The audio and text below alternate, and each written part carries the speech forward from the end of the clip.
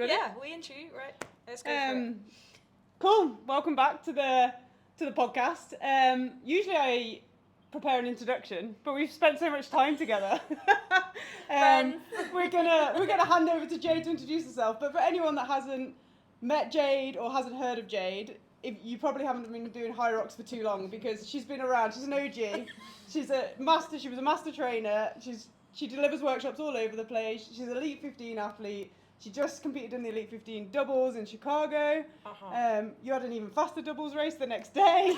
And she just put us through our paces in a workout, and now we both can't feel our quads. So You're making me sound really old, by the way. Oh, you're not even old. OG, but OG, yeah, but also like, she's been around a lot. She's been around a long time. Not as long as me though. So what was it? Dusty Chain? Dusty Chain. Yeah. I mean, that was quite a good Dusty drag. introduction. I was quite impressed with that, to be honest. Are you happy with that? Yeah. Is there anything I've missed? Ex professional footballer. Yeah, that as well. But no, I don't think there's anything else. Spartan racer. Yeah. Yes. So I've been through it a little bit. Been around. I've been around. Yeah. Definitely made my way around. Look how good she looks. And she's got a great tan.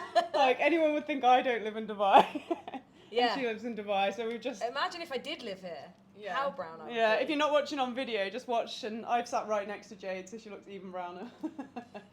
And actually, I've got some footage of us training earlier, and I looked at the row and I was like, Faye, you look see-through. I was like, she's like transparent on the rower. Right. Well, but yeah. But this is going to be exciting. I've been really looking forward to this, and it's been a long time coming as well. Yeah. Like, we've been talking about doing a podcast for a long time, and you know, Jade's quite hard to pin down. So Yeah. the fact You're I'm just a bit. the fact You're a I'm busy actually lady. here is yeah, I'm so excited. Yeah, it's So- nice to do it in person as well because it's better than I think online. When we can make it happen, we'll try and make as many as we can in person. So thank you for training us this morning and then coming to chat to us. We You're appreciate welcome. it. You're so welcome. I'm honestly happy to be here, and I genuinely like.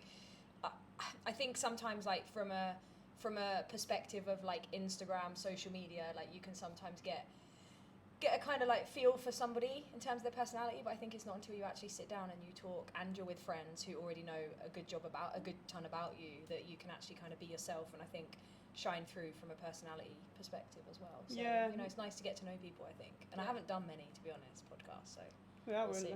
and just because I've been having a mare this morning, I've thrown a football ball in my face, I've fallen off the treadmill, and I'm the one that started this video, so I'm just gonna check that I pressed record. I have to. Imagine I didn't, and I did. I'm on it, but you know when you have that one moment where you just like, That was 3 of 3. Did I press record? That sums I've up. actually got proof that you fell off the treadmill. Yeah, so yeah, We'll I- cut that in. yeah, I'll put the treadmill and the wall ball to the face. Sums up the day so far, doesn't it? But And then yeah, you nearly passed out. Yeah, I hit a wall on the ski, a very big one, which is a good reminder to everyone to fuel your training. Yeah. Because I didn't, and we all saw it happen. I mean, it's also 40 degrees out here, nearly, so I'll give you that. Yeah. but we're post Worlds. You had a great weekend at Worlds, and now you're gearing up and you're staying in it because you're about to go and race Abu Dhabi. Yeah. So yeah, like, do you want to go over a little bit about like your build up to Worlds, like how the weekend went for you, and now what your aim is going into Abu Dhabi, or like Yeah. where you are in your training cycle right now? Yeah. So actually, to be honest, like, there's been a lot going on. I guess for people who follow me will know already, but there's been a lot going on over the last 6 months that's been made the second half of this season. Like, I had massive intentions of, really, really huge goals this year. Coming into it, I was in the first major, and then all of my time stayed within that Elite 15 major qualification, to which 2 of the majors last year I actually turned down. One, I didn't want to travel all the way to Hong Kong. I don't travel the best.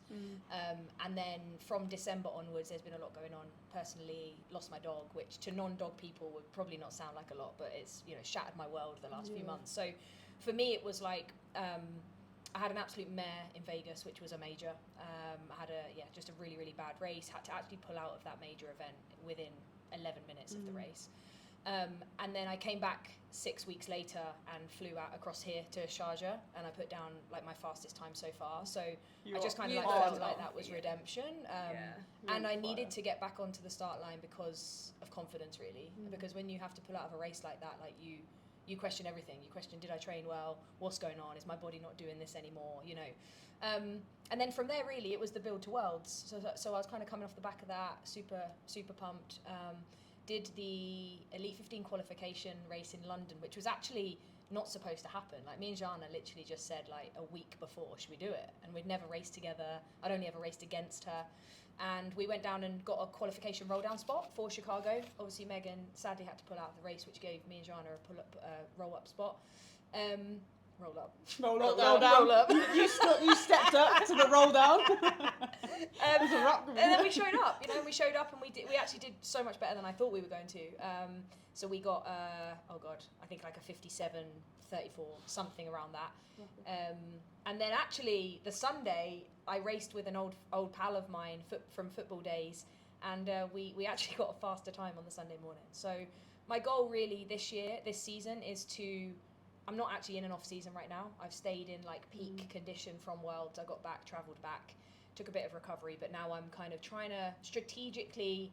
I know that I always race well out here. I don't know what it is. I don't know if it's the heat, whatever it is. I just always work. And then I think that shows you the power of the mind as well, because when you've actually had those races that you've done well, going back to that place, you know, you're kind of like executing it in the same place, and it's just familiarity, where I'm training and everything. So I'm going to try in Abu Dhabi and put down a time that hopefully could potentially land me in a spot for an Elite 15 major next season at Hamburg. At the moment I'm sitting 18th in the singles, so it could happen with a roll down now, but equally I'm really aware that a couple of the girls will probably get a few races in over the summer that might kind of like nudge it down a little bit. But the goal is really just to stay peak now, and then I'll take a couple of weeks after Abu Dhabi to kind of decompress a little bit.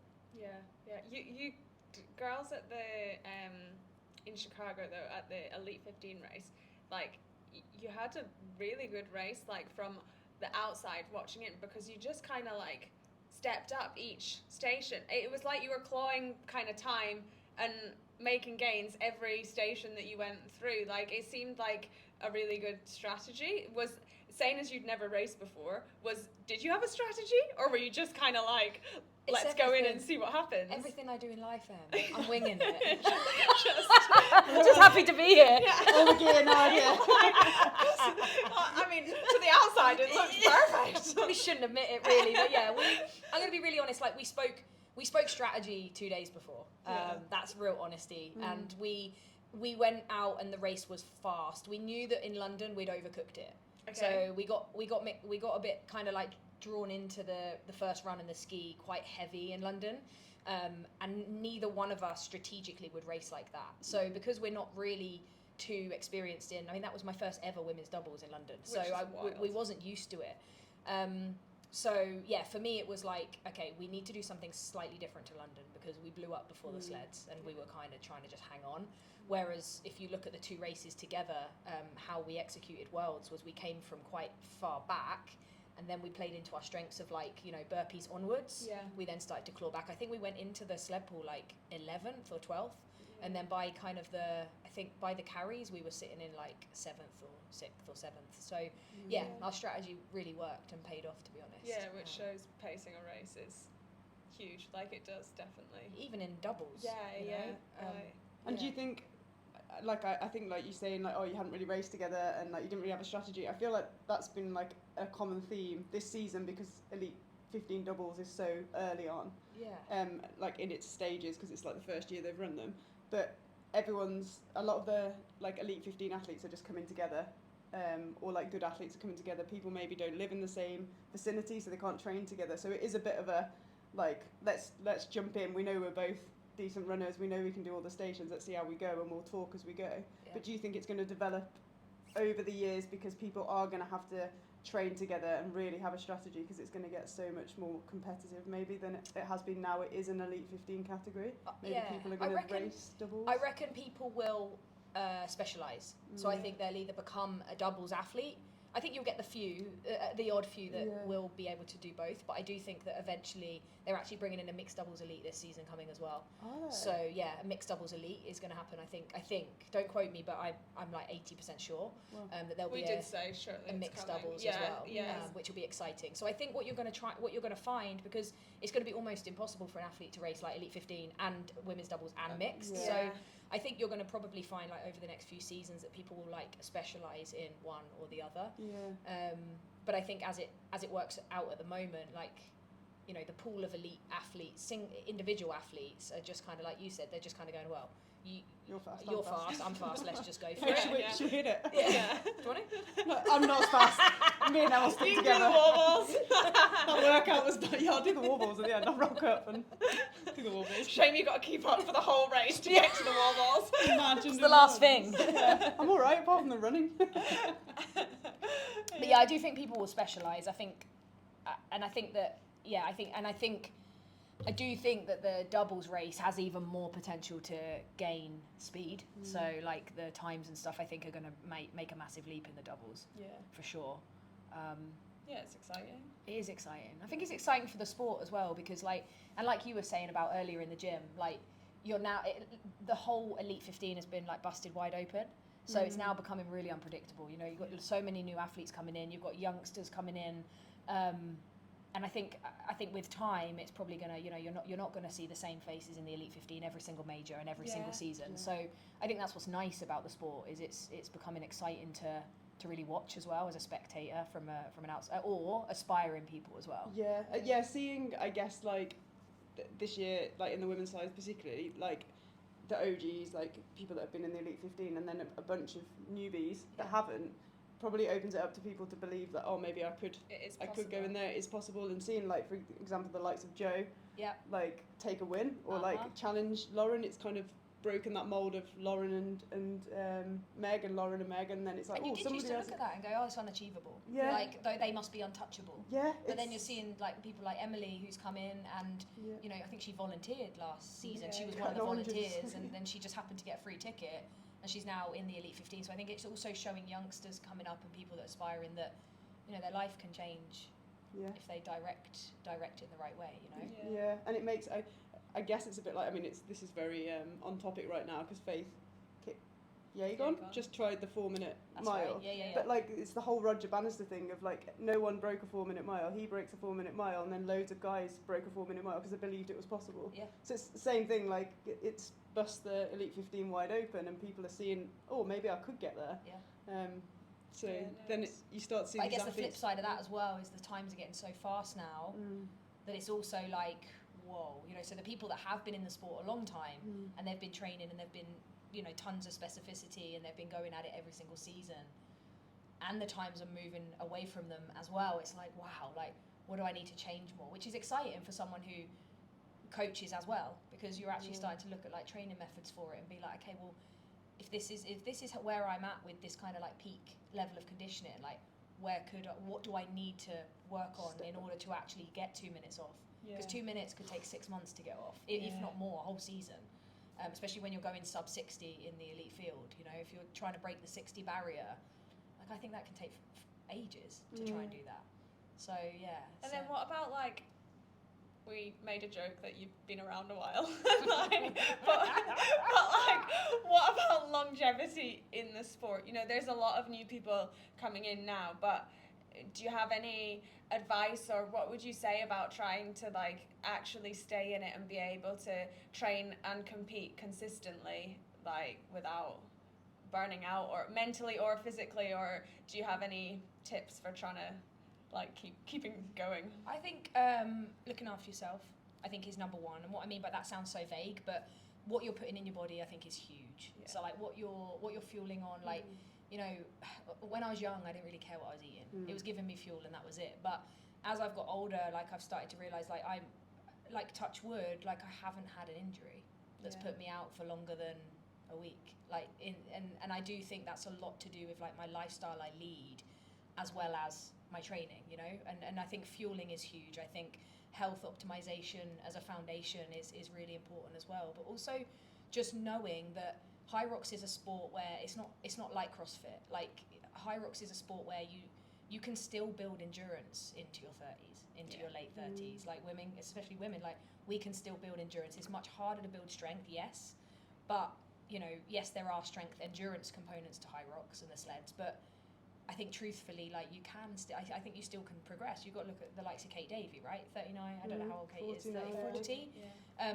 And she's still massively improved over since 37 to now. Yeah. So I think it's just having that self-belief, looking after your body, deloading effectively, so not being in that kind of state of high intensity. I think following a program is so important, and not just throwing everything Not at just the going to wall like random HIIT and Hyrox sessions all the time, and having a bit of specificity. And I think as well, like we were talking about in the gym, like I think as females in Hyrox, I think it's so important because our bodies operate so differently to guys. Yeah. So like if we're doing tons of high intensity and our fight or flight response is constantly triggered and our nervous system is constantly in overdrive, then the longevity will be cut short. Yeah. Because we'll be forced to stop, right? And I think that's the kind of like the harsh reality of Hyrox, really, and Hyrox training is that unless you get that sweet spot and unless you look after your body as a female, nurture it through that process when you're demanding so much of it in all different stimulus, then that's kind of where it could fall short. But I think, as long as you look after yourself and you train well, you eat well, you sleep, you recover, all of those things that I think everyone knows deep down, but it's the applying it. And I think that's the challenge with being what I would refer to as like an everyday athlete, while you're also like, mum, you're going to work, like those things, those times that full-time athletes would be recovering so they can hit it again. So I think, sometimes it's hard to look at elite athletes and go, well, I want to train like that, but equally you can't train like that because your circumstances are different. Yeah. So I think sometimes you've got to also go, okay, well, longevity for me, like I can sit here and be like, I don't know if if you were to sit here right now and talk to Meg, she'd be like, I'm going to be world champion, and I will be, she is, right? And I'll get that title back. For me, it's really interesting because I'm like, I don't know if I'll ever be a world champion. And like, I'm okay with that. Yeah. But I want to keep showing up in the biggest capacity I possibly can for me as an individual. And I'm happy with whatever the outcome of that, I'm happy with that. And I think that's sometimes longevity as well. Is like, I'm okay as long as I'm happy doing it. Yeah. My body still wants to do it. And I'm okay with like whatever outcome. If I get into the Elite 15, I get into the Elite 15 and I enjoy that as an experience. But yeah, for me, it's like, I just enjoy what I'm doing. So I think that's really important though, because you have to be doing it for you and for happiness. Otherwise, what like? It was Matt Fraser, right? Matt Yeah. Fraser he'd won the CrossFit Games how many times? Yeah. And he got then he's like, my life's no different. Yeah. I can't remember what he actually physically said, but I'm sure you can find it. But he literally was like so many athletes, like they get these world titles and nothing really changes when they then go home. No. And it's like, what have you but It's for being others, process driven versus outcome driven, isn't it? It's like if you 100%. enjoy the process and it's part of your life, you like to train, that's the way you like to train, you turn up and like you said, you'll enjoy the experience and take it in when you're there. Yeah. Versus like all you want is that medal or that second on the podium or everyone to be talking about you, but like everyone talks about you for a little bit and then everyone has busy lives and focuses so on themselves true. and they do move and The next thing happens. Or... Yeah, but in the same way, like it works the same way if you have a bad race. Like you might dwell on it, but then actually everyone's like, oh, they had a bad race. Like it's Monday. Oh God, I've got to get the kids to school. I've got to do that. Like they're not as bothered about it as you are. So like sometimes it's like, yeah, okay, had a bad race. My first 2 years, like I used to get so het up. Like I used to not sleep. I used to be so nervous about all of it. And one of my good friends put his hand on my shoulder once, like half an hour before I was about to head to the start line. He's like, Jade, can I say something? He's like, fair enough, Hyrox was a bit smaller then. It's not so kind of like, worldwide and whatever, but he was literally like, no one cares. Next week, no one will care how fast you're running laps around an arena. Like, honestly. Yeah. And it's so true. Like, it put my nervous system at rest. I was like, God, he's so right. Like, people might care for 48 hours. Like, oh, what happened? Da, da, da. But if you ask them what happened to Jade, like, 18 months ago in freaking Outer Mongolia, like, when she did a race and she dropped out or, like, hurt herself or whatever it was or didn't have the race she wanted, they'd be like, oh, I didn't even know she raced there. Yeah. So it's like, I think it's getting caught up in the moment, but some of my most unhappy times as an athlete has been when I've attached my self-worth to the result and outcome. Yeah. And I think that's been the biggest shift for me, maybe like the last 2 years, has been that I've come away from that. Like, I have a lot more in my life that brings me self-worth. Yeah. And I know that. And so that's just an added thing. Like, yeah, it feels great to win, right? It feels great when it all comes together and you do well. And but at the sacrifices you make, I think sometimes, like if everything is reliant on you winning or losing, then, you know, and it's hard coming from a team sport as well, because like there was a winner and a loser. In football, there was a winner. You're a winning team or you're a losing team. Yeah. But in Hyrox, like, is fourth good enough? Is Yeah, sixth what good is- enough? yeah. Like, is first good enough? Like, it's like, and even when you're first, you're going to want to be even better than that. Yeah, So it's like, where does quicker it stop? Or, yeah, bigger gap Right? or Like, I'm happy with sixth in the Elite 15. We weren't even going to be there. So for me, it's incredible. like, I'm happy with that. We're doing better than, we're the top 0.4% probably. Yeah. But to other people, if you take some of the girls that probably won and ask them if sixth was good enough, they'd be like, no. So like, I think everyone's, you know.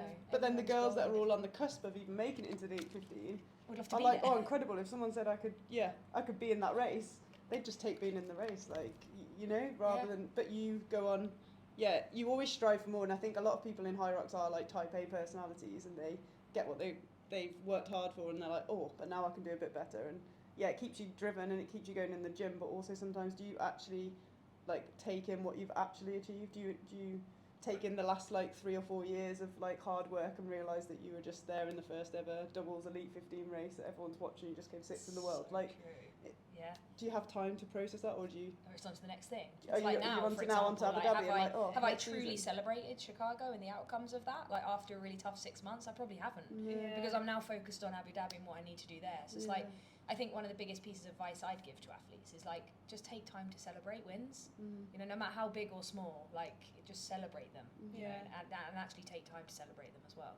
It's the same in business, like in coaching and stuff. Like when you've got goals of clients and whatever you want to do, like take time to celebrate those as well. Because I think we can live in a fast-paced world where everything we have is at the touch of a button. So like we feel we have to live like that, that fast pace. What's next? Like, you know, what's my new goal? Like, And do you think Hyrox helps by like there's not really an off season, is there? They haven't really given anyone a chance to like, and then they're like, oh, The fact that there's even a race for hang you on. to do in 2 weeks' Yeah. time is like And it wild. wasn't like that 4 years ago. No. You'd have to wait till October. Yeah. which is probably good, and it gives people an enforced. It's like, you know, a football season. The season starts, the season ends. There's downtime. Yeah. You have pre-season. Yeah. There isn't really anything like that in Hyrox now. And then also they've got like, oh, you need the 2 times in 365 days rolling. So if your time is That's about really to go, tough. you've got to get back. Yeah. What do And you I think actually about that? found that a lot of girls struggled with that last season, right? Like a good friend of mine, Zara.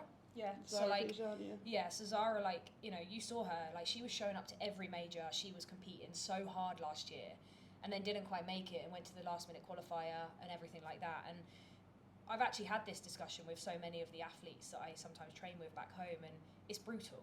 It is brutal. Like that whole 365 days and having an average, like you don't know until like 2 weeks before that major whether you're going to be in that spot or not. Yeah. So like when do you decompress? Yeah. Because actually, like, it's very, very hard to program your season around the majors if they're your goal, because you know when they are, but you don't know unless you're like well in. Yeah, Okay, yeah. so like 8th or above, or Yeah. you've qualified Or the already. auto qualify. Yeah. Then you don't know. Like So if you're then- sitting like 13th, 14th, like you could get dropped down 3 weeks before. Yeah, and then the guys at the top, who are like top 8, like then do they get more of an advantage anyway? Because then they can plan their season and they can relax and they can have a bit of downtime because they know what they're doing. So These are questions, right? It's- So like yeah. 12th, 13th, 14th could end up exhausted by February because they're because they're chasing. just Because they're chasing yeah. that time all the time. Whereas the ones that have qualified can now sit back.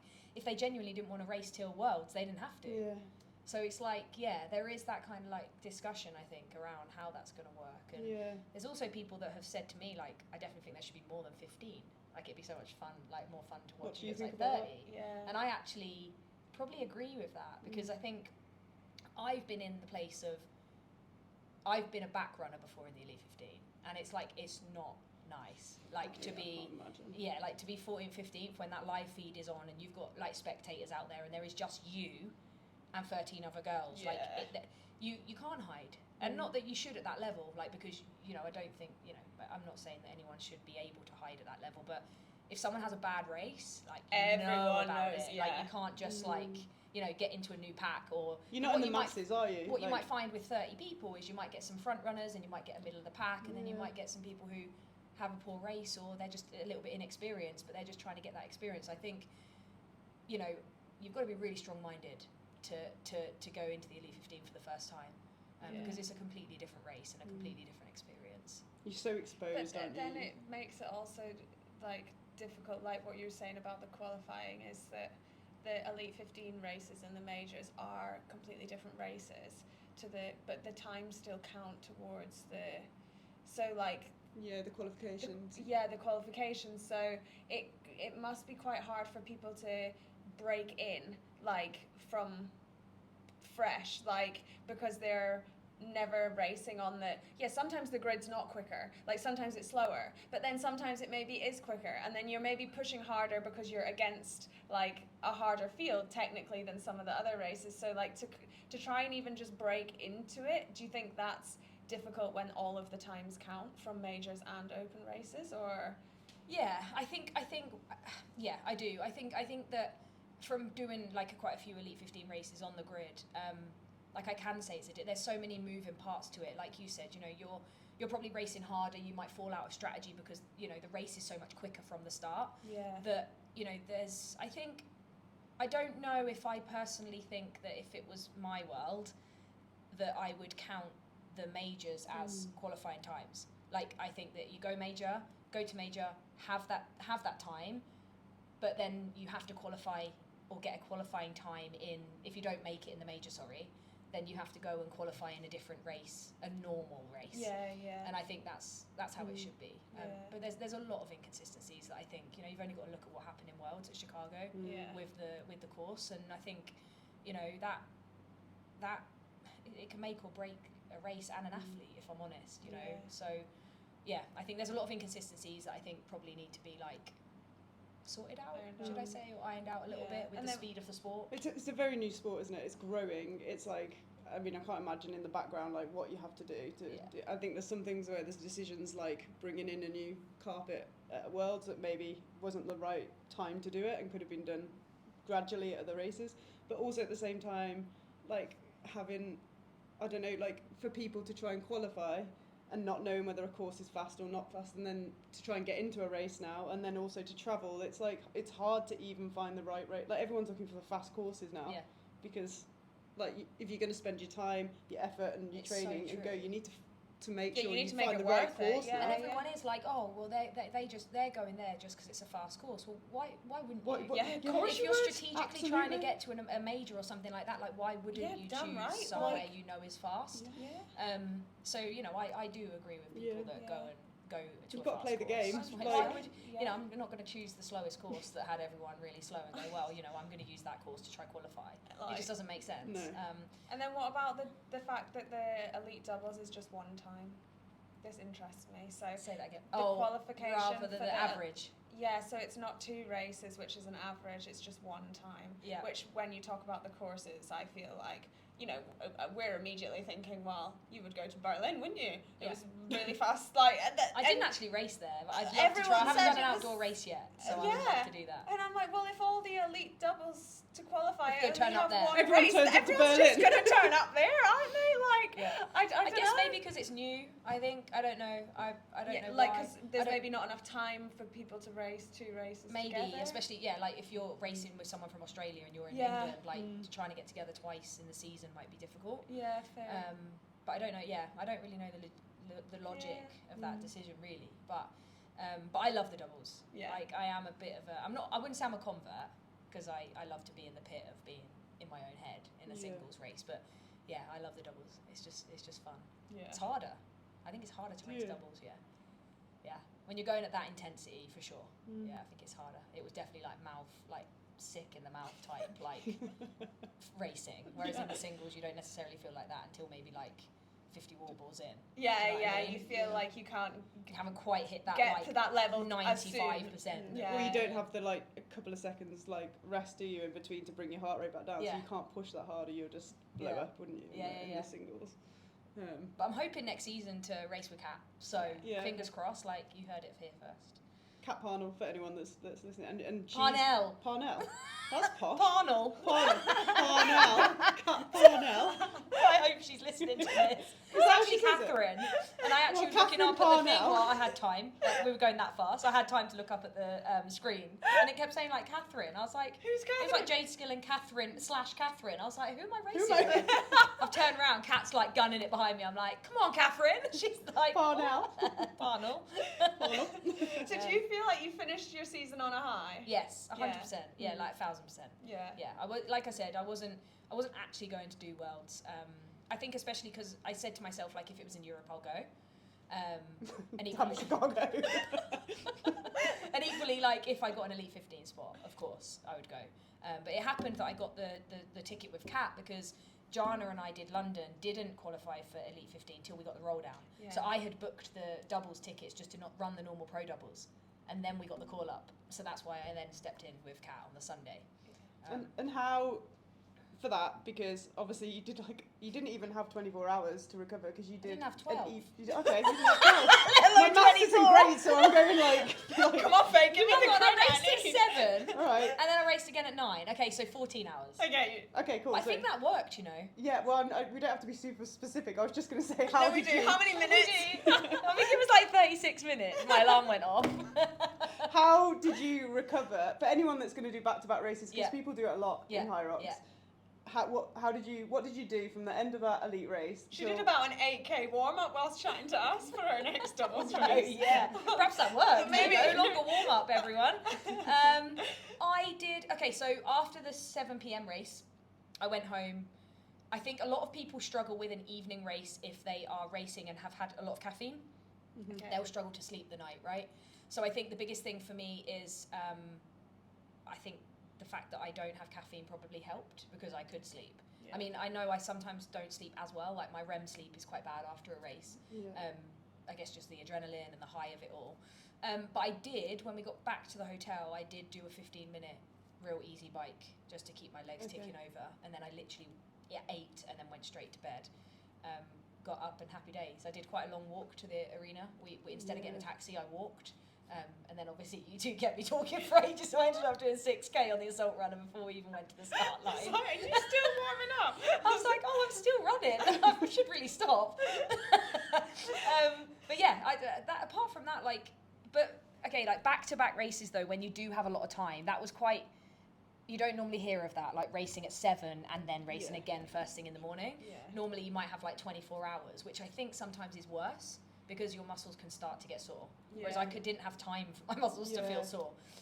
So I would just say like replenish glycogen as quick as possible. So like I had a really, really heavy carb dinner as soon as I got in. I had a banana as soon as I got off the finish line as well. Running around with your banana. You could have found an extra couple of minutes in your elite race if you'd trimmed the banana 55-40 without banana. off. Everybody else is on their first lap and Jade Jade's stops just to pick up a banana. Oh God. We knew it was going to I happen, think I'm sorry. laughing because just because I can picture it. I can actually picture it. Like that is something I would do. Just pass me banana. Do you fuel during a race? Yes. With Not the bananas. I was like, why did you ask that? I was actually trying to get us serious again. Not with a banana. No, so I fuel right before I go off. I have a gel. And then I Give me a minute. and then I have another gel after the burpees. Okay, Yeah, yeah. So I So you tend do to. fuel. Sometimes if I'm like really feeling it, like I might just pop another one in That's after like me. the carries, and I'll Sometimes just keep more going. is more, you know? I'm like Pooh Bear. I'm like running around with honey Honey sachets. sachets. I should just run with a Hilltop squirty bottle. Straight in your mouth. But then sometimes, like, I think whether if you take an extra one because you feel like, sometimes is it like psychological? You're like, okay, I've taken another gel. Yeah, like it's all good. potentially. I don't Even know if because that- I do feel it kick in. You feel it kicking. Yeah, I do feel it. I feel that kind of like, but you have to time it right as well. Like what you don't want is like your glycogen to deplete too much. Yeah, take Like it me too It late. takes so today. long to get back up again, and then you're on the floor by the ski crying. Yeah, we had eight intervals today. 1 Yeah. minute on, 1 minute off. Yeah. And we got to like interval 4 and we looked over and That's Emily- not what we did, by the way. I'll let Just you let know, you know. I did 4 very consistently. Number 5. Em was Off just the on the cliff. floor and me and Jane were like, what's wrong? And You she's alright, like, Em? I'm Neat. stopping, I think I'm punked. At least I was honest. Yeah. I found a gel, gave you a gel, then went carry on, and then you carried on. So, it's all But yeah, but then like it takes a little while. I think your body can kind of like regulate around 50 to 60 grams of carbs per hour. When you think of it like that. So like my Hilltop honey gels are like 22 grams. So usually I take like 2 of those inside of the hour, Yeah. from like 25 minutes onwards, basically. Yeah. I think that's really important though, because I do think, I mean, we just did the episode with Dr. Stacey Sims, and the main thing she said was, like, females don't eat enough, and the majority of females are underfueled, so, like, you need to make sure you're I was saying this to Faye while we were rowing. Whilst I was like, just having a chat. Coming from me, who's just clearly not eating enough. At least I recognised it. Last season, you know, I've been in this space, especially from being a female in sport for so long. I was in the space when I probably first entered Hyrox, and I wonder if females feel like it, because I don't think there's enough spoken about body composition. You know, everyone's in there, their shirts off. You know, they've all got six pack, like, and I fell victim to that, like, comparison of like body shape and, you know, am I too chunky to race the sport? Like, and I actually last season before Milan, I didn't have the worst season. I had a really good season of racing, but I had the worst season in terms of like how I felt and how often I was ill and sick. And I had actually lost like, I think 3 kilos in total, which it doesn't sound like a lot, but for like someone 4'11" is a lot of weight. You also don't have a lot of body fat anyway. You don't have a lot to lose. You're not a big person. Yeah, so I'd lost like 3 kilos, and I did do that purposely. And I had nothing. Like my engine and my output, my power output in the second half of the race, I just had nothing. So, you know, and also that was the first time that I'd ever, in the whole of my sporting career, lost my cycle. So it does just go to show I didn't have a period for like 3 months. Yeah, that is crazy. And it's only just now starting to get back into regularity. Yeah, and I think it's not spoken about enough, and I think it's like, I guess maybe females try and put on like a brave face and don't want to, they say they don't compare themselves, but you know, you are right, everyone is in that arena wearing like a sports bra and shorts, you know, it's a very, and the doubles, it's all about the matching outfits, and you know, a lot of it is like kind of how you look. So many people get a spray tan or a fake tan, and like, I think I'm not against that. I think it's like good, you want to feel good, and she's like talking to the most tan athlete I could do a spray tan. Not a spray tan, I promise. I was gonna say yours isn't a spray tan, you just look like that. No, you are right. Yeah. But like, and I think it's, you can kind of say like, oh, that doesn't matter, but I think everyone like, wants to feel confident in themselves, don't they? And like there's the photographers there, and with social media now, there's so many more people getting videographers and making content, and there's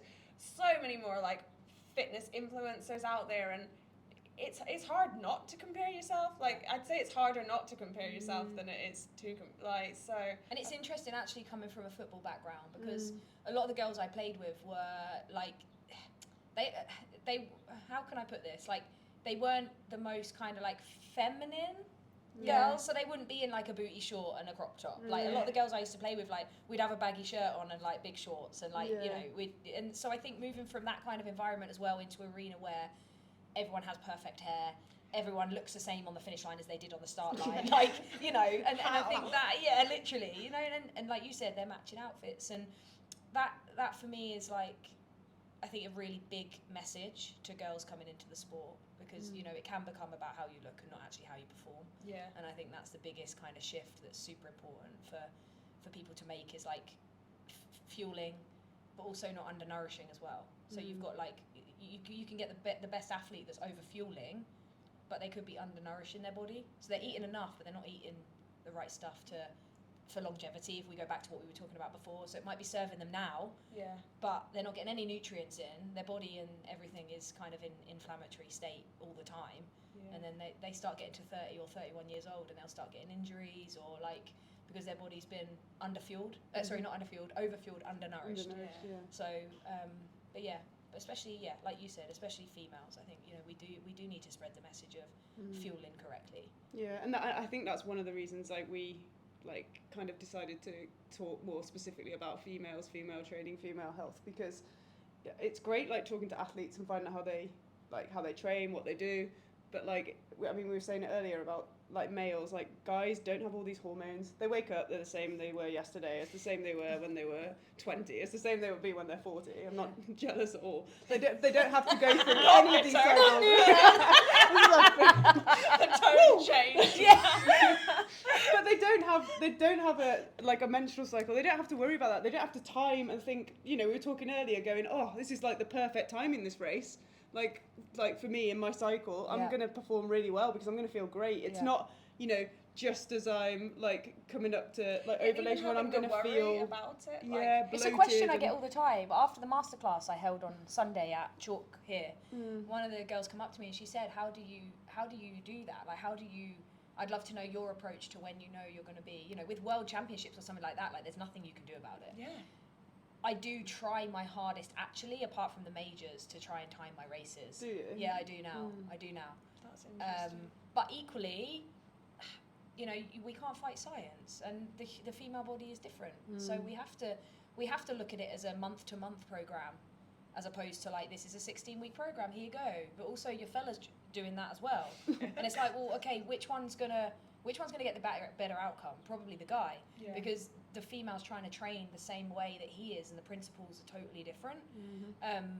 So we have to like understand that actually month-to-month programming is sometimes more effective. So like shorter microcycles of training for females is actually more effective than big macro cycles of training, and it's mainly because we're working on all of our phases are completely different, and all of our hormones on different times of those phases are going to be different.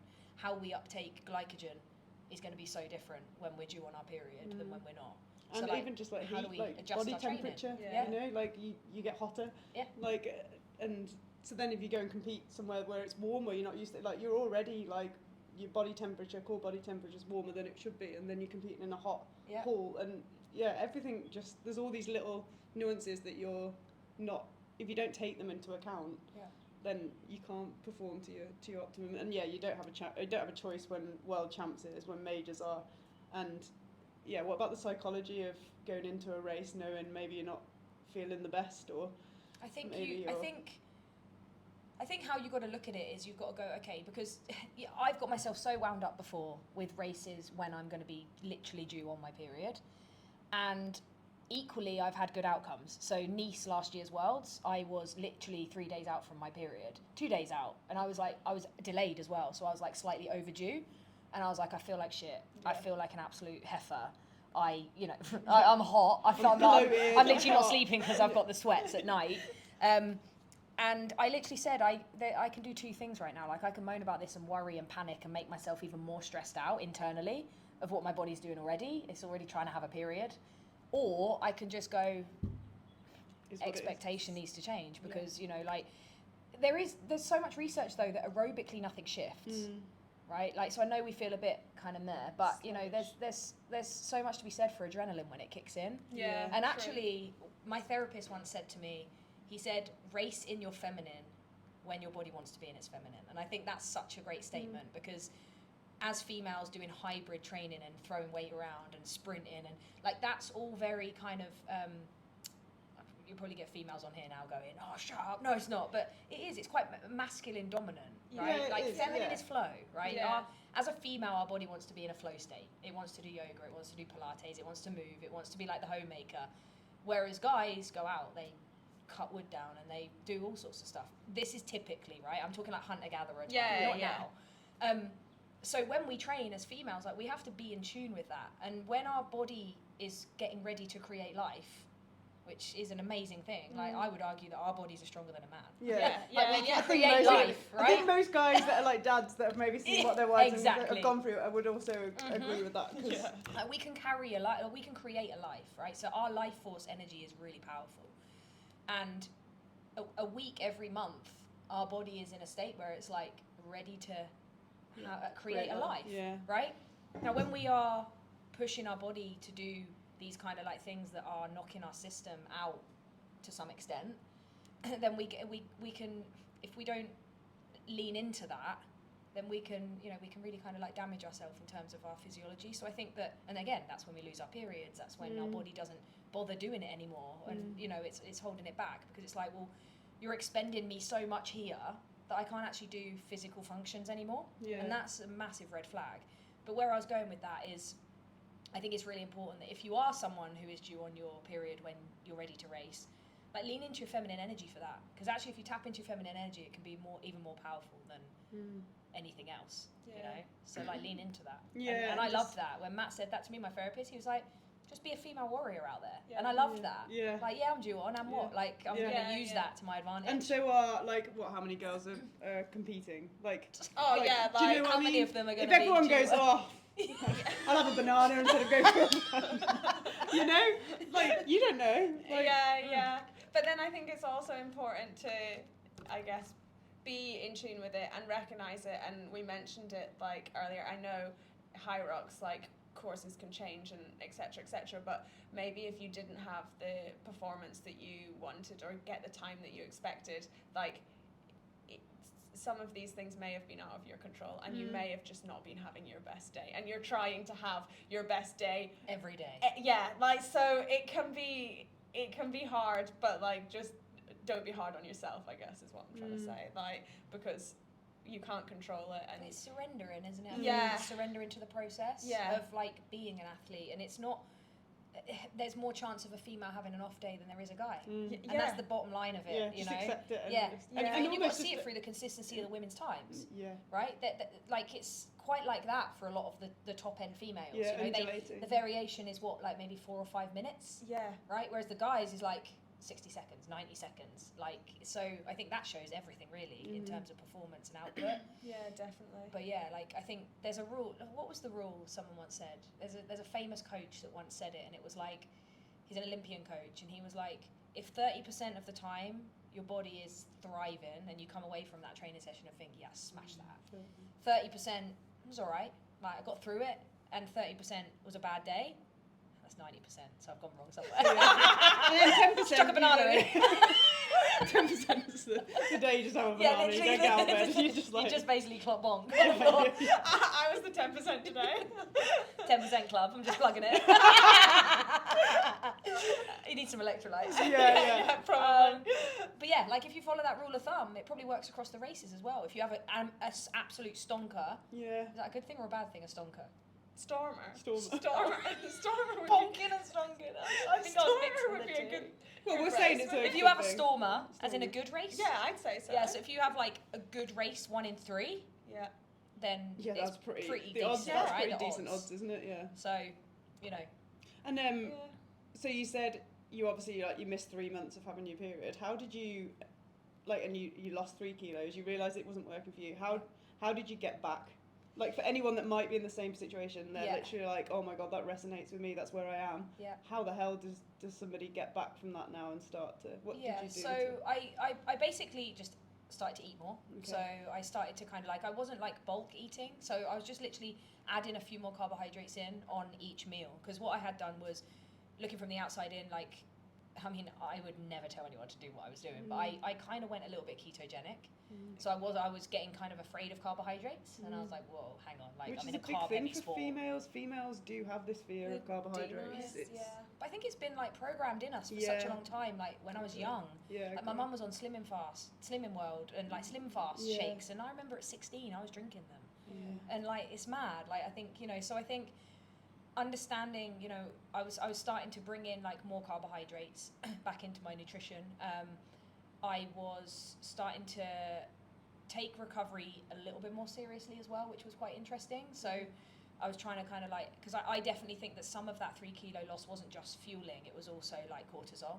I was definitely overtraining as well. So I started to sort of, like, look at recovery, and I probably decreased my training load by maybe 20%. And I wasn't doing any kind of junk miles. Whereas before I fell into a habit of, like, low carb and junk miles, which to me was like, okay, well, that's how I'm going to drop 3 kilos or whatever. So for me, it was like not doing any more junk training, which is a really bad habit as well. And I just started to eat a little bit more again, and just be accepting of, like, whatever your body looks like. Like, the inputs are the most important thing, and then whatever your body looks like as a byproduct of that, that's probably where you should fit, and that's where you should be naturally, right? So yeah, I think it was more just kind of increasing calories back again. But interestingly, I wasn't in a deficit when I lost that weight. Like, I wasn't actually in a deficit. I was kind of, like, teetering on, like, my kind of maintenance calories. But if you've listened to any podcasts with Meg, Jacoby and stuff like that, like, all of those girls are always eating in a surplus. So I think I started to kind of probably be about 300 calories in a surplus every day. And then I kind of, like, my energy just, like, come back, my strength came back, my sleds felt so much better. So But yeah. I think It never affected my running though. Interestingly, in terms of energy, like it never affected my running. It was just like my strength. Even the high end, like No, end of felt intervals. okay. No, felt all right. But I don't know if that's because I was becoming quite fat adapted. Yeah, maybe. Yeah. Which I wouldn't recommend anyone try and do unless you're like an ultra marathon. Yeah, I was you going to can say do that for that stuff. Yeah, there's something. There's a that time works and a place there's for something it. that's Yeah. not. 100%. So yeah, I think my long runs and my thresholds and stuff like that weren't really being too affected by it, which is strange because normally your glycogen system is in The one that you overdrive want with to, yeah. yeah. But it was more like the high intensity strength endurance and obviously the the strength work and stuff like that as well. Yeah. I think it's an important note though, like that, your cortisol levels and stress levels, and like I noticed it when I was injured and like herniated a disc in my back, and I was eating probably not far off still what I was eating when I was training, and I lost weight because of how like stressed my body was and how I guess much pain I was in and how hard it was for me to do like certain things that you think like your body only uses calories or its energy when it's training, and that's so not true. Like it's crazy how much just the stress, or like if you've got a bit of an injury, like I guess maybe my message is if you're injured it doesn't mean you need to like totally cut your calories, because your body like if anything you need to nourish your body. It needs the nourishment to help it recover, and like you said, like you were recovering better once you probably started upping the calories and eating more, and like it all goes hand in hand. I don't think there's like you said a certain point. It's like everything together, and it's all important together, like the training, the food, the recovery. It's a whole holistic picture, isn't it, really? Like even the mental inputs. So like you've got, I call it like the tripod for success. You've got your training, which includes your recovery really, and then you've got like your nutrition and your fueling, but you've also got this kind of like this other leg of the tripod, which is like your mindset towards it, because none of those other two legs can stand if you don't have the mindset behind it. Like you've got to have the mindset to go, okay, I understand I need to eat more on a rest day, right? Like actually, if anything, like it's the same thing with a rest day. You shouldn't really be dropping your calories on a rest day, because that's when your body needs them even more, because it's your repair day. So but I think if you can hit those kind of legs of the tripod, I think it's super important as well. But having the mindset around it is as soon as I worked on my mindset, like I said, to switch my mindset from I've got to do all this to actually know I enjoy all of this, then my results in terms of racing and enjoyment and outcomes and lower rates of injury and stuff like that rocketed. But when I had the pressure of it being like I've got to eat this all the time and I've got to train like this, and if I miss that session I've got to make up for it the day after, like as soon as I was in that kind of like like I was getting ill all the time, I was getting little niggles come in my Achilles and things like that. And I genuinely think it was because my body was so stressed from like feeling like I've got to do everything right, that actually... I feel like at the beginning you had a lot of eyes on you as well. Like, just going back to when we first did our first Hyrox race, we knew nothing about it, didn't really know what it was. One of our mates said she did it and was like, oh, you girls might like that. And we were away training and we couldn't really run, like we were stuck on this like base with like just a small gym. But like in Saudi, it was in a compound. So anyway, it was laps in a circle. Was actually no long runs. Well, but when I looked up anything to do with Hyrox or find out about it, it was just you that came up. Like literally, it was just you were the face of it. So and then it's carried on, and you've been the face of Hyrox, especially in the UK, like for so long. Did you feel that did that pressure add, because like you've got like a authoritative, like you're an authoritative figure, but also like you're the one that's like leading by example. So you look up at my dreads when you said that. Yeah, I don't know why I just caught my eyes. So unique. So unique. Well, it does stand out though, doesn't it? To be honest, yeah. It's awesome. I've actually just signed a contract with a brand that's actually all secret at the moment. It doesn't get released until the 10th of July. But they're doing a silhouette, like a shadow silhouette of like the pre-teaser. Oh my and they're God. Like, everyone that knows you will know that's you. Like, you can see your dreads on your head. Like. But they're so unique, aren't they? I mean, I've been asking questions about them all day. So like, you can't do it. But did you feel the pressure of that, because you were leading the way, you were a master trainer, you were like, and then you're also trying to do your own thing, you want to look the part, you need to perform, but then you're also coaching people. I would say that broke me. Really? Yeah. Yeah. I It think could make me emotional if I talk about it, Okay, but I won't would do say too no, much. it's all right. there's loads of tissues. I would say that after 2.5 years of that, like all of that stuff kind of like like it broke me internally because I just kind of wanted out at that point. I Okay. wanted to just be an athlete. It's a lot. And isn't I it? was Yeah. like, I'm showing up as everything right now. Like every piece of Hyrox is like Jade. Yeah. It's like yeah. master trainer I was going to do in the academies. That's exactly what I was People trying to say. messaging on Instagram about fucking about No, tickets. you can- Who do I contact for a ticket? Like I was like a beacon in the UK of Hyrox. So it was like I don't know who else there was. Like honestly, I literally I think there was at like the George beginning, Edwards at that point maybe as well. We were No, both kind of like the maybe, master but I didn't trainers. really like. Probably just female though as well. We were like, Yeah, go to just the like girl, Jade. like Go to Jade's email, go to Jade's email, follow Jade. Like you were literally Yeah. the one. Like that's a Yeah. lot of pressure. Which I love. Don't get me wrong. Like Yeah. I loved to share all of that stuff and all of the content that I wanted to put out there about people coming into the sport because I was the first female athlete to ever race a Hyrox and I went out to Hanover before COVID and I went with a couple of friends and there was literally like 600 people in the arena. Nothing. There was like 9 girls on the pro start line and we won't go into that race and we won't talk about it. 10 minutes sled pull. And a You stopped paddy. for a banana? No, I had a paddy, a really bad one. I've actually got the video if anyone wants to see Maybe it. it just wasn't your day. No, wasn't my day. It was one of my 1 in 3. One in Yeah, three, it was the third. no, it's the 10%. 10%. Oh yes. But yeah, I think eventually I just kind of wanted to be me. And I think it got this kind of like, I had this real moment where like someone shouted across a London station once going to one of the Hyroxes and they were like, Hyrox Jade! And like, I said to my partner, like at the time, I was like, I don't want to be Hyrox Jade, like I just want to be Jade. And like, I think that kind of like, I came away in order to re-enter.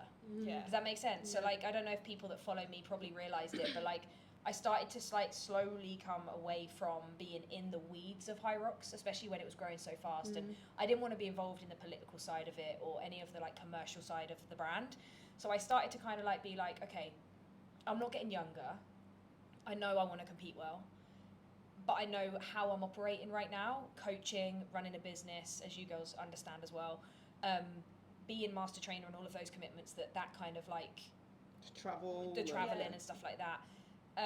I cannot physically do all of that and train the way I want to be. You know, I was racing like a 110 at the time, which is still an amazing time for a pro women's race, but I just couldn't go sub 110. And I was like, something needs to change. In order for me to commit to what I need to get faster and become the athlete I want to become, I have to change something. So I started to like pull away slightly from like the logistical side of Hyrox, and I still put content out and I still obviously run my coaching business and stuff, but I didn't want to be that kind of like, I don't even know how to explain it. Exactly Yeah, you what want to you're be saying. Jade that does Hyrox and coaches Hyrox. Yeah. You don't want to be Hyrox Jade that everyone's like, yeah. Because I was like, oh, there's more to my identity than that. There's so much more.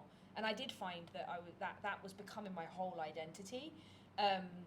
And so, you know, for a couple of months, I actually, you know, I got quite down like with it because I was like, I don't want to be that. And my whole Instagram is just Hyrox. So that's also when I went on a bit of a holistic journey as well, which was quite nice, like reinventing and like rediscovering who you are, which I think is super important because I think we subconsciously get an identity or attach to an identity when we don't actually truly know who we are. And I think actually becoming Hyrox Jade was like great for the first year, and I was like, oh my god, like all this kind of people coming to me for questions, and I love it, and I was kind of like thriving on being that leadership role, but at the same time I was like, okay, like who is Jade actually? It gave me a great opportunity to go, okay, strip that away now. Who was I before that? Because it did kind of take over Like a all bit. consuming. Totally. So I kind of like edged away, and I feel like I've now re-entered Hyrox, but I'm Jade that does Hyrox. I'm Jade that coaches Hyrox. So I'm a person, and then I'm that. So, and I think that's a huge, again, another lesson that you can give to people that become so kind of labelled or identified by something. It's brave though I was just to about to like say, I the do strength think to move back. It was scary because I was like, really. my whole business is like Yeah. relying on my. That's what I thought. So I thought my whole business relied on how well I was going to race, or you know how well I was going to show up every single day as Hyrox Jade. But actually, truly, like coming away from it has made me see the bigger picture of like, actually, no, like people want to work. Same with you girls. People want, you're the ones trying to get rid of people that want to work with you because they want to work with you because they like who you are, they like your values, they like what you're about and how you serve and how you show up. And I think that's That's been the biggest shift. So I still love being involved in Hyrox, and I love the Middle East as well. I really love how the Middle East community is. I'm not gonna lie. Yeah, it's crazy out here, isn't it? The amount of gyms and it's building. It's it's just a really friendly Hyrox community. Really friendly. Very supportive. But like every event or race we've been to, or the gyms training out here, like I don't know, there's a real vibe of like everyone just wants you to do well, like in whatever capacity that is for you, but that's what everyone wants. And it's for not you. always like that. No, that's the sad thing. Yeah. It's like, especially like in the UK, like sometimes it's not like that. Yeah. People don't want to see you do well, you know. When I did kind of like step away and kind of go, okay, I'm just going to pull back ever so slightly right now from this whole Hyrox thing. You know, it did cause a little bit of uproar, you know, because people weren't doing what you wanted them to. But you have to do what's right for you. You've got to follow your heart, and you know yourself best. But I do think it's a brave thing to, and like that you recognised it in the first place as well. You're also kind of, I guess, self-aware. And saving yourself, because you know that. Well, ultimately, it's going to lead to burnout, isn't it? Yeah, it's going to lead to something. Hyrox completely. Maybe you would have had. It would have been too much, and like the rate that Hyrox is growing, you can't just be the one point of contact. What's going to happen? One person cannot take that whole, take it all on, and you're just going to lead to burnout. But it's obviously shown in your racing. Like you've gone from 110 to like what's your fastest now? 102. 102, yeah. Like 8 trying minutes. to get as close to 6 minutes as possible. 60 minutes if I can. Yeah. 6. So I'd like to. Like you know, it doesn't. My whole thing doesn't rely on that. No, I but am trying hard to get there, so it will be a wasted for it. But you did have I've a burning sacrificed quite a desire lot. to be an athlete as well, Yeah. and compete, and you must have I guess been training other people, which is a hard thing to do. And at points I've been in this situation where you've trained other people, and you want to be there because you still feel like you can, and that's quite to take a step back. Even in the first kind of first couple of Elite 15 races, like I had a couple of Elite 15 clients, and they were racing better than I was, and you're right, you know, I was looking at it and going, like, I know I could be there, and I'm doing all the work to help them get there, which I love, but there was that burning desire in me that was like, I gave up football, and like, I don't want to miss this opportunity, you know, like I think that was the biggest thing, is like I wasn't regretful that I stopped playing football, but like in the pinnacle of being 23, 24 years old and like signing for clubs that I was like only ever dreamed of as a kid, and then giving that up because there wasn't the financial backing at the time to fulfill that dream was like hard, like really hard. And interestingly, that was an identity for me. So like I was football Jade, and then it was like, okay, in between football Jade and Hyrox, it was like, okay, I'm Spartan Jade, right? And it's constantly had that. So this is where I'm going with, like, I didn't want that to happen again. I didn't want to just be Hyrox Jade. So like, but I had the burning desire to still be. I knew there was unfinished business, put it that way, and I was like, I know there's more. I know I'm capable of doing more and being like up there, which I'm still in pursuit of, if I'm honest. Like I still would love to, you know, for me, my biggest goal is like to try and stay within the Elite 15 field. Will I ever be a world champion? I don't know. I think you'd have to kind of sacrifice a lot. I'd probably have to sacrifice my business potentially, and go all in. Like not just 90% in. So, you know, my goal is to, you know, remain in the top like 1% of competitors in the world, really. No, kudos to you for doing it. I think it's like, I think it's the right thing to do as well, because whilst you still had that burning desire, that drive, and you knew you could be there, you need to take that opportunity, and you need to give it a go, because like, what if? And also resentment like down the line that you might have missed out on. You know, when you've retired or you've had an injury that takes you out, you can put everything into everybody else because you might never be back there, or you can't be back there, or you've achieved what you want to achieve. But whilst you've still got that burning desire and you know you could be there, I think like kudos to you for taking that chance and going, no, I need to stop, take a step back, and I need to do this for me. And I think a lot of the time people do need to it's your personality, do it for isn't you. it? You like helping people, like that's just part of who you are. But like sometimes that can be to the detriment of yourself, because you For sure. you and, really and you're like, right, I'd started to resent it. And I had got to that point. And I actually wasn't liking the person I was becoming because of that. So I was starting to resent like just stuff. I was just starting to resent things, and I was just like, because you've got this can't carry on like that. drive. There's this little bit in me that's like, there's this little version of me that's like, no, like go and do it, like go do that, go be that, like that's, you know, and like you said, like I wouldn't ever want to get to like 40 years old and be like, well, not 40, Kate's 40, so we're still going at 40, but like 45, 50 years old. Well, Amy's 51. Come on, you got Should we keep going? I don't want to get to 70. You got a few years in you yet. And look back and kind of go, I wish I had. Yeah. Because it takes a lot to get to this level of performance. Like, it truly does. I think when you've been in the game a long time, yes, you've got some of the wild cards who are coming in with a fitness background or they're young and they're doing well straight away, but there are also athletes in that field that have been working for years and years, like myself, to like get there, right? And to put those foundations down to be able to continue to improve. And I think like knowing how much work's gone into that, like I can't now lose that 2 minutes that I want to try and gain. But it's like a personal journey for you, and I think maybe that's the nice thing about Hyrox, as well as having the Elite 15, is having your own personal like PB to chase. It's not just I've got to get this position or I've got to do this. Like you can have a great season, and like I know like Zara, we've talked about Zara, but she talked about it. She said like I can't be upset with that race because I've just got a PB. Like literally, you have literally achieved something that you have worked for. You've knocked minutes off, and you've never done it before. So whatever position you come.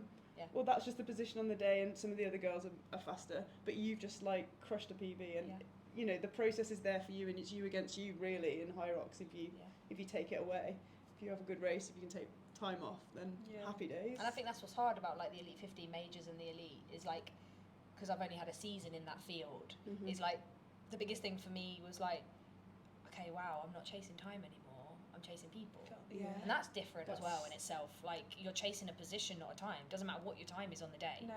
So the Do you outcome. race differently? Yes. Yeah. I race differently in the sense of. I usually overcook it. To be honest. Yeah. So like because you have to stay with the pack. The first part of my race is the back end of my race is so strong compared to the front end of my race. So run ski run, for me, that bit is my weaker part of my race. Yeah. Yet that's the fastest part of the Elite 15. Yeah. So that for me is like really tough because like my coach has always said to me like the biggest thing for you next season if you're in these majors as an athlete is you need to surrender and be okay with coming off the ski last. It's just the way it is. Like you're 4'11", the girls that are 5'10", like they are going to come off the ski before you, and I hate to say it, but they are. Yeah. And it's so early on that there's nothing you can do about it, right? So you need to be okay with that and not lose your head because your game plan and your strategy is that you will claw back, and then you will potentially execute on the burpees really well, and then go. And that's what happened in Sharjah when I got my fastest time. Was I came off the ski 7th, and I was okay with that. Like Ida and Jess and everyone was ahead of me. And then coming off I made a little bit of time up on the sled pull, but then the burpees, I went from like 5th to like 1st. And then as soon as I'm in that front spot, I'm like, okay, I'm not letting this go now. Yeah. And that gives me the oomph to carry on the back end. But it's a really funny position to be in because there's not many athletes that have to kind of do that at the beginning of the race and mentally come off back at the back in the 15 field and then have to kind of always be on your back foot chasing. So that's something that I need to work on. That's part of what I'm trying to work on in training and stuff like that is that first half of the race, like run, ski, run, sled push. You know, and we'll see how well that executes. But it's a mental game rather than a physical for me, sadly. Coming up to that. It's because there's nothing physically you can do in training now to kind of better that, you know. Like for me, trying to pull a 155 on the ski, it's just, you know, I'm pulling on a damper 4. Some of the girls are pulling on a 7. It's like, you know, my stroke rate's like ridiculous. You know, but hopefully, you know, I can really kind of surrender to that, be okay with that, and start to learn that I don't lose my training is actually not losing my head. Not the physical training of it. And sometimes that's a difference between athletes. And that's a shout out to all small athletes, by the way. Like, it's never going to work for you at the beginning of the race. Oh, right, okay. Sadly. So then let's move on to the conversation we were about to have in the car. And I was like, stop this conversation now. We're going to have it on the podcast. But we were talking about tall athletes versus shorter athletes. Like, is Hyrox, like, does it favour a taller athlete or a shorter athlete?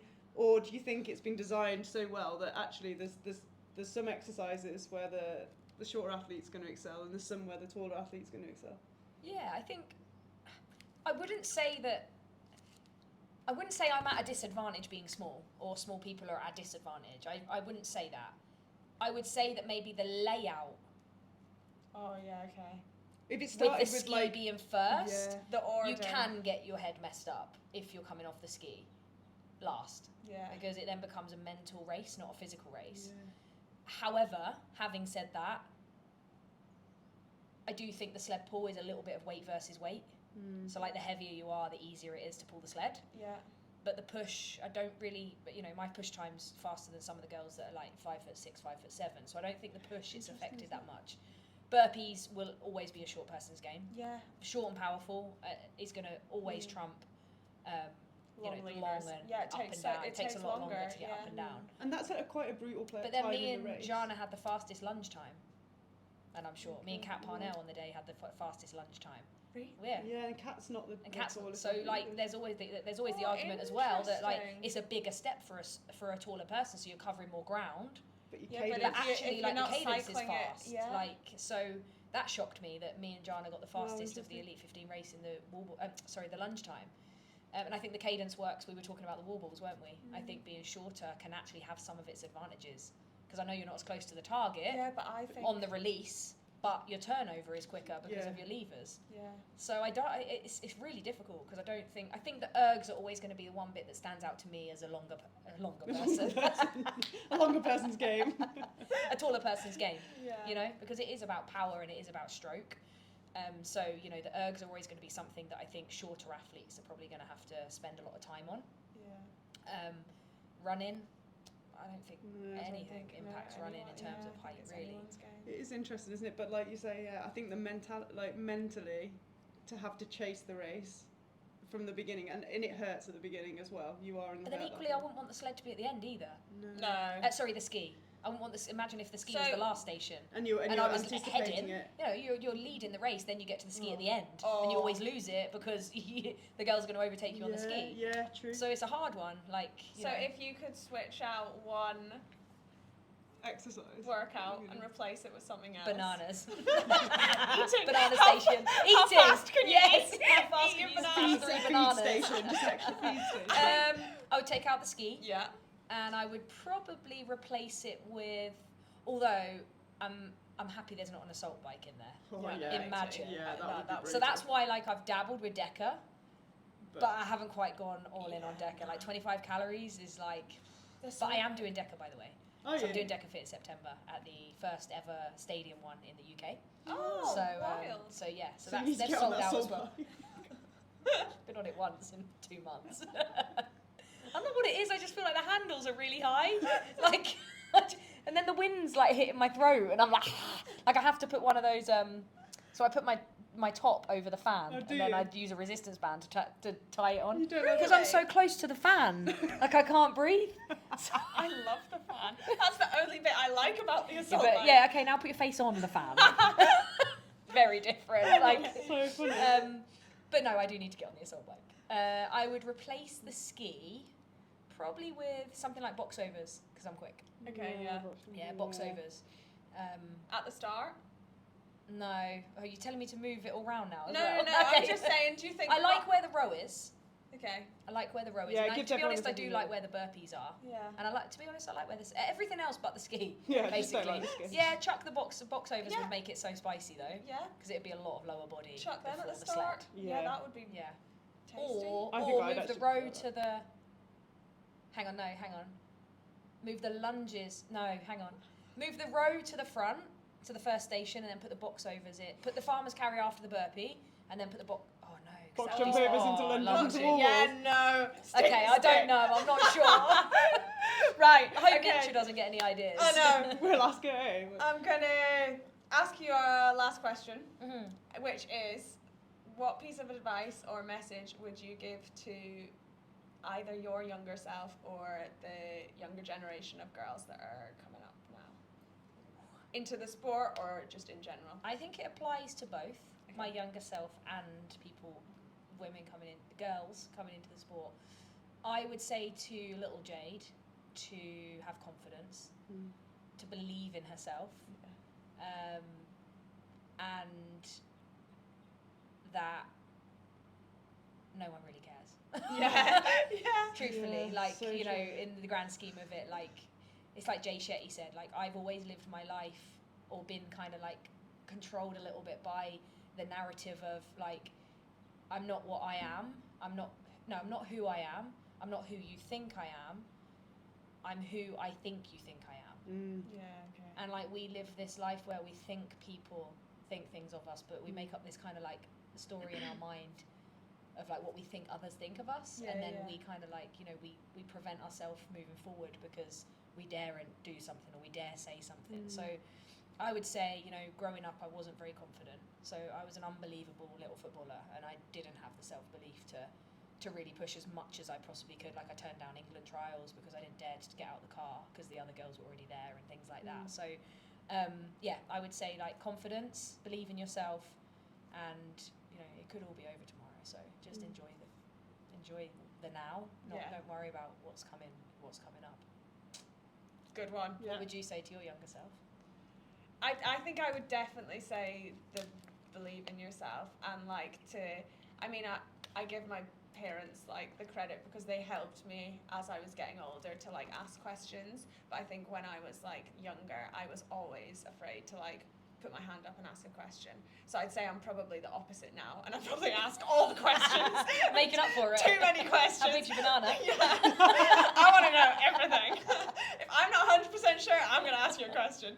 But I would say, yeah, don't like believe in yourself, have the confidence and speak up, like ask that question. If you're, whether it's at school or at a sport or like, if you're not sure, just ask, like, what's the worst that's going to happen? Like, it's better to know and to not then have that like anxious Why didn't you worry ask? Is it because you felt like you'd feel that I'd ask the wrong question, like that I would embarrass myself, or like I would look silly or stupid? I don't know, like just I think I just thought like, oh no, like they probably said it and I didn't hear, or like, oh, no one really wants to know that, or it's not important, but like just ask it, because usually someone else is thinking, literally, and then they go, oh, I wanted to ask that. yeah, like usually someone else wants to know too, so just ask the question.